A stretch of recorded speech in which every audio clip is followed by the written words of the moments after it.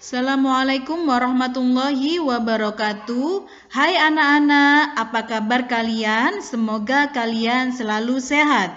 Pada kesempatan kali ini, kita akan belajar tema 1, organ gerak hewan dan manusia, subtema 2, manusia dan lingkungan, pembelajaran 3.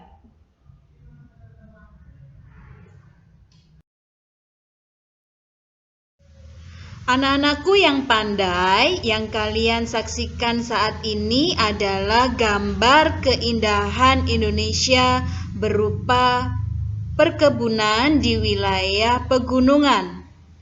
Indonesia merupakan bangsa yang dikaruniai Tuhan dengan sumber daya alam yang sangat beragam dan melimpah. Mulai dari keragaman potensi alamnya seperti gunung, lautan, air terjun, goa, danau, dan lain sebagainya sampai keadaan penduduknya.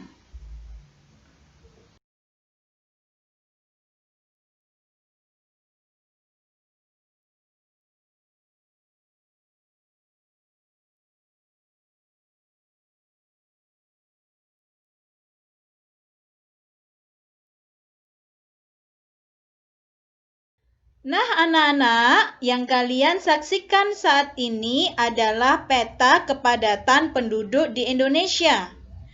Jika kalian mengamati dengan seksama, warna pada peta ini tidaklah sama. Ada yang hijau tua, hijau muda, orange, dan merah. Warna-warna ini menunjukkan kepadatan penduduk yang berbeda.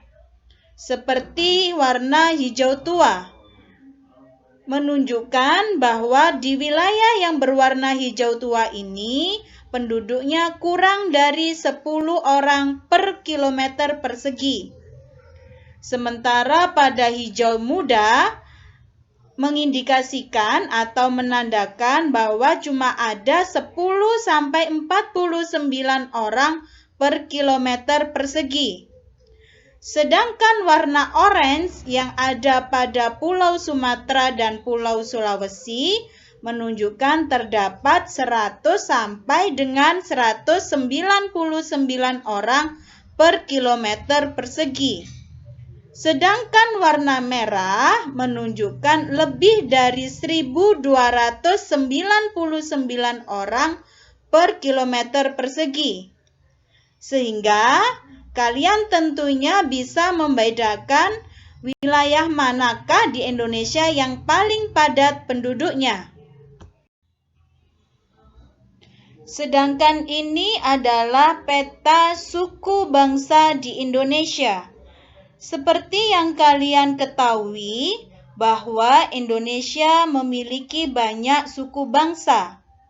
Misalnya di Pulau Jawa terdapat suku Osing, suku Tengger, suku Madura, suku Jawa, suku Sunda, suku Betawi di Jakarta, suku Baduy di Banten.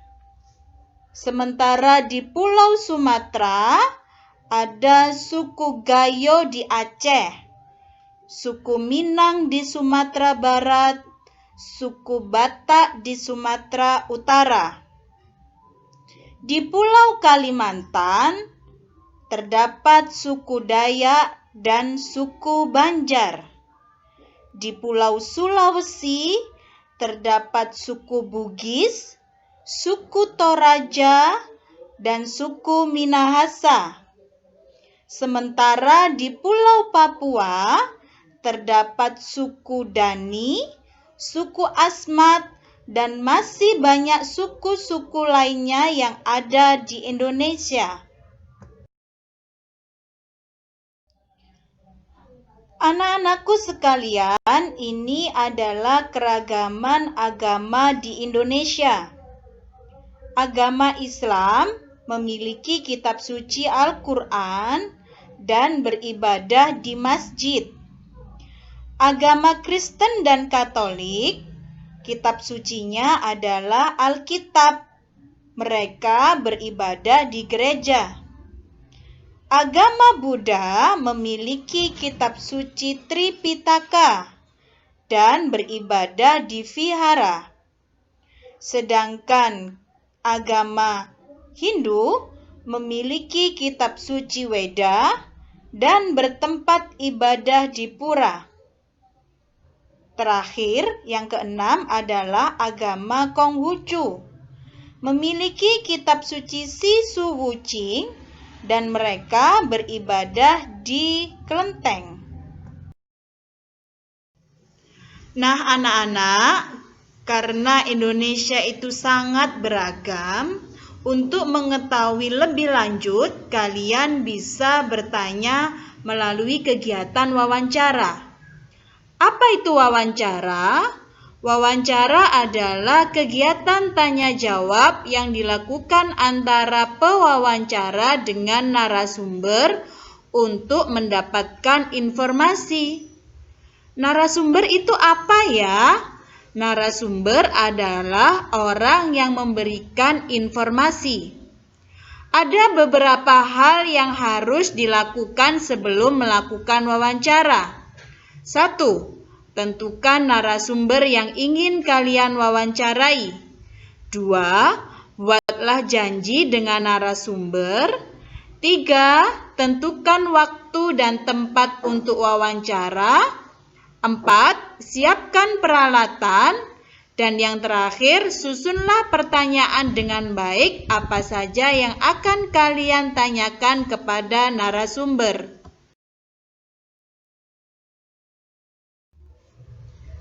Indonesia yang beragam memungkinkan terjadinya perselisihan dan perpecahan di antara penduduknya. Oleh karena itu, anak-anak, seharusnya perilaku dan sikap masyarakatnya haruslah mencerminkan nilai-nilai luhur Pancasila. Meskipun demikian, seringkali kita jumpai dalam kehidupan sehari-hari perilaku orang-orang di sekitar kita yang tidak mencerminkan nilai-nilai Pancasila. Misalnya di lingkungan sekolah, masih ada anak yang hanya berteman dengan mereka yang kaya saja. Atau masih saja ada siswa yang mencontek saat ulangan. Tentunya ini tidak boleh dilakukan ya. Contoh hal yang tidak mencerminkan nilai Pancasila di rumah misalnya bermalas-malasan, membantah orang tua, dan berbohong. Sedangkan di masyarakat, nilai yang tidak mencerminkan Pancasila adalah suka pamer kekayaan, mencuri, menganiaya teman, melakukan kekerasan. Sekali lagi anak-anak, hal-hal yang tersebut itu tidak boleh dilakukan ya. Berikut adalah gambar keragaman yang dimiliki Indonesia. Ada keragaman rumah adat, seperti rumah Candi Bentar yang ada di Bali, rumah Honai di Papua, dan rumah Joglo yang ada di Jawa. Selain itu, ada keragaman tarian, keragaman pakaian tradisional, senjata tradisional, dan keragaman-keragaman yang lainnya. Wah, ternyata Indonesia itu sangat kaya ya. Kita sebagai bangsa Indonesia wajib menjaga dan melestarikan kekayaan budaya dan kekayaan alam Indonesia. Banyak faktor yang membuat bangsa Indonesia menjadi sebuah bangsa yang besar dan menjadikan kita semakin bangga menjadi warga negara Indonesia. Faktor-faktor itu antara lain 1. Nilai-nilai luhur di tengah masyarakat.